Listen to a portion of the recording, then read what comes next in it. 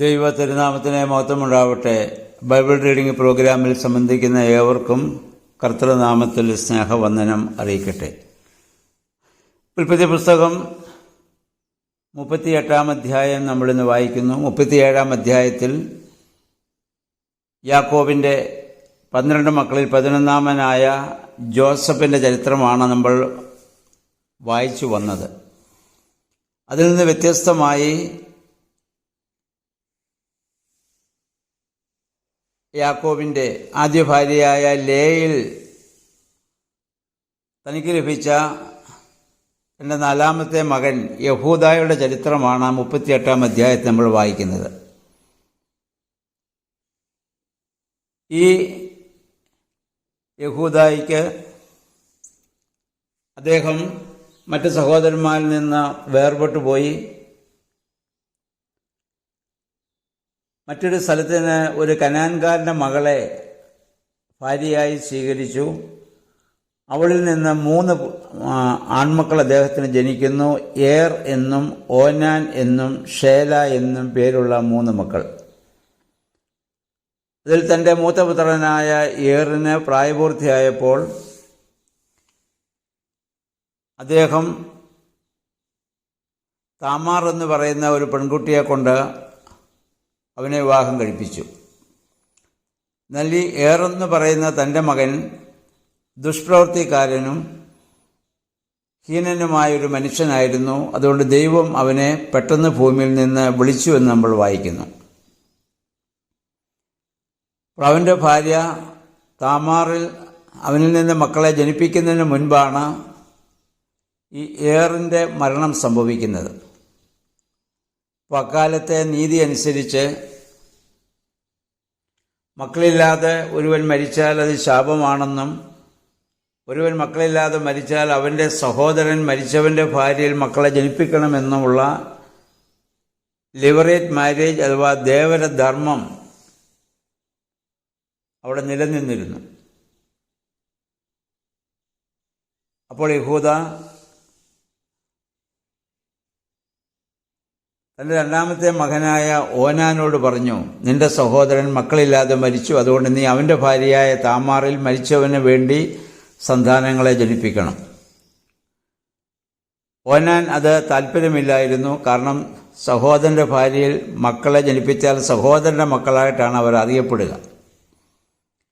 അതുകൊണ്ട് പിതാവിൻ്റെ നിർബന്ധപ്രകാരം താമാറിനെ പ്രാപിക്കാൻ ചെന്നു. പക്ഷേ സെമൺ അകത്തു പോവാതെ അദ്ദേഹം അത് നിലത്ത് വീഴ്ത്തിക്കളഞ്ഞു, ബീജം. അതുകൊണ്ട് ഓനാനിൽ നിന്ന് താമാറിന് ഗർഭം ധരിക്കുവാൻ സാധിച്ചില്ല. അവൻ്റെ ഈ പ്രവൃത്തി ദൈവത്തിന് ഇഷ്ടമില്ലാത്തതിനാൽ ഓനാനും താമസമിന മരിച്ചു പോകുന്ന ഒരു സാഹചര്യം നമ്മളിവിടെ കാണുന്നു. അപ്പോൾ പിന്നീടുള്ളത് 3-ാമത്തെ മകനായ ഷേലയാണ്. ഷേല അന്ന് ഒരു ചെറിയ ബാലനായിരുന്നു. അപ്പോൾ യഹൂദ തൻ്റെ മരുമകളായ താമാറിനോട് പറഞ്ഞു, അവന് പ്രായപൂർത്തിയാകുന്നിടം വരെ നീ വെയിറ്റ് ചെയ്യുക, അതിനുശേഷം അവനെ കൊണ്ട് ഞാൻ നിന്നെ വിവാഹം കഴിപ്പിക്കാം. അതുവരെ നീ നിൻ്റെ അപ്പൻ്റെ ഭവനത്തിൽ പോയി ഒരു വിധവയെ പോലെ അവിടെ നീ വസിക്കണം. നമുക്കറിയാം, പുരുഷ മേധാവിത്വം നിലനിൽക്കുന്ന ഒരു കാലഘട്ടമാണല്ലോ അന്ന്. ഇന്നത്തെ പോലെ ധാർമ്മികമായ ചിന്തകളോ മറ്റ് കൽപ്പനകളോ ഒന്നും സമൂഹത്തിന് അന്ന് ആ കാലങ്ങളിൽ ലഭിച്ചിട്ടുമില്ല. അപ്പോൾ അങ്ങനെയുള്ള ഒരു സാഹചര്യങ്ങളിൽ പരസ്ത്രീ ബന്ധങ്ങളും വ്യഭിചാരങ്ങളും ഒന്നും ഒരു പാപമായി മനുഷ്യന് അക്കാലങ്ങളിൽ ബോധ്യവുമില്ല. മോശ മുഖാന്തരം പിന്നീട് 10 കൽപ്പനകളെ അവർക്ക് നൽകുകയും ഏതൊക്കെ പ്രവൃത്തി പാപമാണ്, പാപമല്ലാത്തത് എന്തേ എന്നുള്ളതായ പഠിപ്പിക്കലുകളൊക്കെ പിൽക്കാലത്താണല്ലോ ഉണ്ടാവുന്നത്. അങ്ങനെ അമ്മായിപ്പൻ്റെ നിർദ്ദേശപ്രകാരം താമാറ് ഷേല പ്രായപൂർത്തിയാകുന്നിടം വരെയും തൻ്റെ പിതാവിൻ്റെ ഭവനത്തിൽ പോയി വിധവയെ പോലെ അവിടെ കഴിയുകയാണ്. എന്നാൽ ഷേല പ്രായപൂർത്തിയായിട്ടും തൻ്റെ അമ്മായിപ്പൻ ആ മകനെ തനിക്ക് ഭർത്താവായി തനിക്ക് നൽകിയില്ല, അല്ലെങ്കിൽ അവനിൽ നിന്ന് മക്കളെ പ്രസവിക്കുവാൻ അനുവദിക്കാതെ വന്നു. അങ്ങനെ താമാർ തൻ്റെ ഭവനത്തിലായിരിക്കുമ്പോഴാണ് ഒരു വാർത്ത അറിയുന്നത്. തൻ്റെ അമ്മായിയപ്പനായ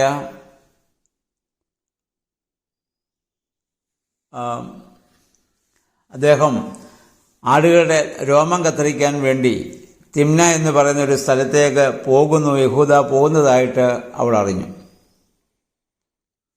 അതറിഞ്ഞപ്പോൾ അവളൊരു ബുദ്ധി അവിടെ പ്രയോഗിച്ചു, തൻ്റെ അവകാശം നിലനിർത്തുന്നതിന് വേണ്ടിയിട്ട്.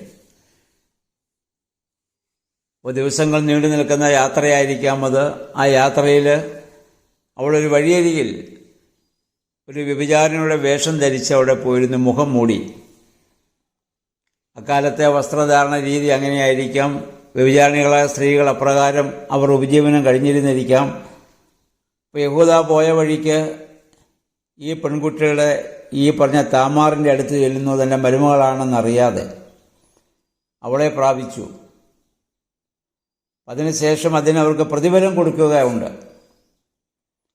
അപ്പോൾ അദ്ദേഹം ആളുകളുടെ രോമം കത്തിരിക്കാൻ പോകുന്ന വഴിയാണ്. അദ്ദേഹത്തിന് പ്രതിഫലം കൊടുക്കാനൊന്നുമില്ലായിരുന്നു. അപ്പോൾ അവൾ ചോദിച്ചു, എനിക്ക് എന്താണ് പ്രതിഫലം നൽകുക? അപ്പോൾ അദ്ദേഹം പറഞ്ഞു, ഞാൻ പോയിട്ട് ഒരു ആട്ടിൻകുട്ടിയെ നിനക്ക് പ്രതിഫലമായിട്ട് കൊടുത്തയക്കാം. അവൾ പറഞ്ഞു, അതുവരെ എനിക്കെന്താണ് ഒരു ഉറപ്പ്? അത് ഞാൻ എങ്ങനെയാണ് വിശ്വസിക്കുക? അവൾ ചോദിച്ചനുസരിച്ച് അദ്ദേഹം തൻ്റെ കയ്യിലുണ്ടായിരുന്ന വടിയും മോതിരവും വളയുമെല്ലാം ഊരി അവൾക്ക് കൊടുത്തു. എപ്പോൾ നിനക്ക് ഞാൻ പറഞ്ഞ ആട്ടിൻകുട്ടിയെ പ്രതിഫലമായി കിട്ടുന്നു, അന്ന് അത് നീ എനിക്ക് തിരിച്ചു തന്നാൽ മതി. അദ്ദേഹം അങ്ങനെ പോവുകയും അവിടെ തിമ്ന എന്ന് പറഞ്ഞ സ്ഥലത്ത് ചെന്നിട്ട് തൻ്റെ ഒരു കൂട്ടുകാരനെ ഒരാട്ടിൻകുട്ടിയെ കൂട്ടുകാരൻ്റെ കയ്യിൽ ഏൽപ്പിച്ച് ഇന്ന സ്ഥലത്ത് ചെന്ന് ആ സ്ത്രീക്ക് കൊടുക്കുവാൻ പറഞ്ഞു. അവനതുമായിട്ട് അവിടെ വരുമ്പോൾ അവളെ അവിടെ കാണാൻ സാധിച്ചില്ല.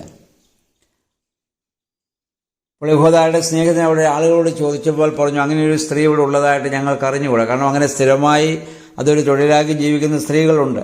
പക്ഷെ ഇങ്ങനൊരു സ്ത്രീ അവിടെ കണ്ടെത്താൻ സാധിച്ചില്ല. അപ്പോൾ യഹൂദ പറഞ്ഞു, നമ്മൾ പ്രതിഫലം കൊടുത്തു വിട്ടു, അവൾ വാങ്ങുന്നില്ലെങ്കിൽ വാങ്ങണം, നമുക്ക് എന്ത് ചെയ്യാൻ പറ്റും? അത് കഴിഞ്ഞ് 3 മാസം കഴിഞ്ഞപ്പോഴാണ് യഹൂദയുടെ ചെവിയിലൊരു വാർത്ത എത്തി, തൻ്റെ മരുമകളായിരുന്ന താമാർ അവിഹിത ഗർഭം ധരിച്ചിരിക്കുന്നു. ആ കാലങ്ങളിൽ പുരുഷ മേധാവിത്വമാണല്ലോ, പുരുഷൻ എന്തുമാകാം. സ്ത്രീകൾക്ക് മാത്രം വളരെയധികം വലിയ കഠിനമായ നിയമങ്ങളും ശിക്ഷണ രീതികളൊക്കെ നിലനിൽക്കുന്നൊരു കാലഘട്ടം. അദ്ദേഹം അപ്പോൾ തന്നെ അവൾക്ക് ശിക്ഷ വിധിച്ചു. അവളെ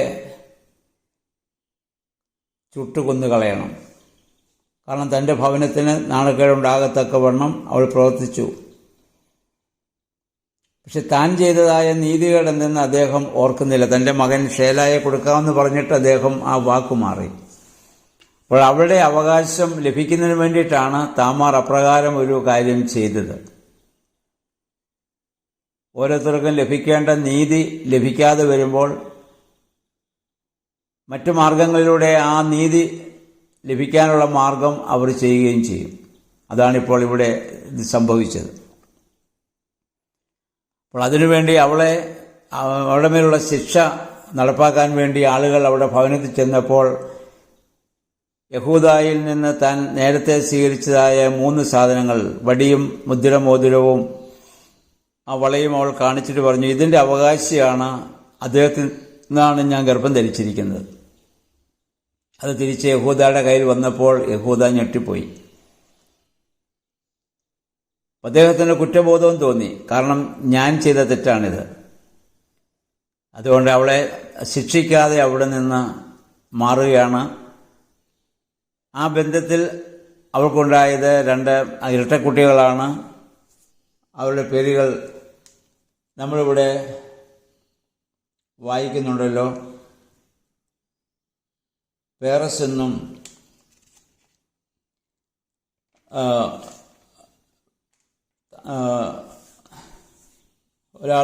മൂത്താളിൻ്റെ പേര് പേറസ് എന്നാണ്. ആ വംശത്തിൽ നിന്നാണ് നമ്മുടെ കർത്താവിൻ്റെ അമ്മയായ മറിയാം ജനിച്ചത് എന്നുള്ളത് നമുക്ക് പിന്നീട് കാണാൻ പറ്റും. മറ്റേ മകൻ്റെ പേരാണ് സേറഹ്. അവർ രണ്ടുപേരും യഹൂദായുടെ നിന്ന് അല്ലെങ്കിൽ യഹൂദായ്ക്ക് തൻ്റെ മരുമകളിൽ നിന്ന് ജനിച്ചതായ മക്കളാണ്. ഈ വേദഭാഗം നമ്മൾ വായിക്കുമ്പോൾ നമ്മുടെ കർത്താവ് ഈ ഒരു വംശാവലിയിൽ യഹൂദ ഗോത്രത്തിൽ നിന്നാണ് നമ്മുടെ കർത്താവിൻ്റെ മനുഷ്യാവതാരം സംഭവിക്കുന്നത്. ഈ പേരസിൻ്റെ വംശാവലിയിലാണ് പരിശുദ്ധ മറിയത്തിൻ്റെ ജനനം സംഭവിക്കുന്നത്. എന്തുകൊണ്ട് കർത്താവ് ഇങ്ങനെയൊരു വംശാവലി തിരഞ്ഞെടുത്തു? മത്തായിയുടെ സുവിശേഷം 1-ാം അധ്യായത്തിൽ നമ്മൾ ഇതുപോലെ ഒരു വംശാവലി വായിക്കുമ്പോൾ അവിടെ നമുക്ക് താമാറിനെ കാണാൻ സാധിക്കുന്നുണ്ട്. എന്തുകൊണ്ട് ദൈവം ബോധപൂർവം ഇങ്ങനെ ഒരു വംശാവലി തിരഞ്ഞെടുത്തു എന്ന് ചോദിച്ചാൽ, വ്യഭിചാരികൾ ഉൾപ്പെടെ എല്ലാ പാപികളെയും രക്ഷിക്കുന്നതിനാണ് താൻ വന്നതെന്ന് വെളിപ്പെടുത്തുന്നതിന് വേണ്ടിയിട്ടാണ്. അതിനുവേണ്ടി തൻ്റെ വംശാവലിയിൽ കൊടും പാപികളോട് കർത്താവ് ഒന്നായി ചേരുകയാണ്. പക്ഷേ ഈ പാപകരമായ ഒരു വംശാവലിയാണ് കർത്താവിന് ലഭിച്ചതെങ്കിലും പാപം കൂടാതെ ജനിക്കുവാൻ കർത്താവിന് സാധിക്കുന്നു എന്നുള്ളതാണ് ഇതിൻ്റെ ശ്രേഷ്ഠത. അതുകൊണ്ട് കർത്താവ് പരിശുദ്ധ നാളിൽ പറയുകയും ചെയ്തല്ലോ, ഞാൻ വന്നത് നീതിമാന്മാരെ അല്ല പാപികളെ രക്ഷിക്കുവാനായിട്ടാണ്. ജോസഫിൻ്റെ ചരിത്രം ഇങ്ങനെ പറഞ്ഞു വരുമ്പോൾ ഇടയ്ക്ക് യഹൂദായുടെ ഈ പാപത്തിൻ്റെ ഒരു ചരിത്രം നമ്മളിവിടെ വായിക്കുന്നു.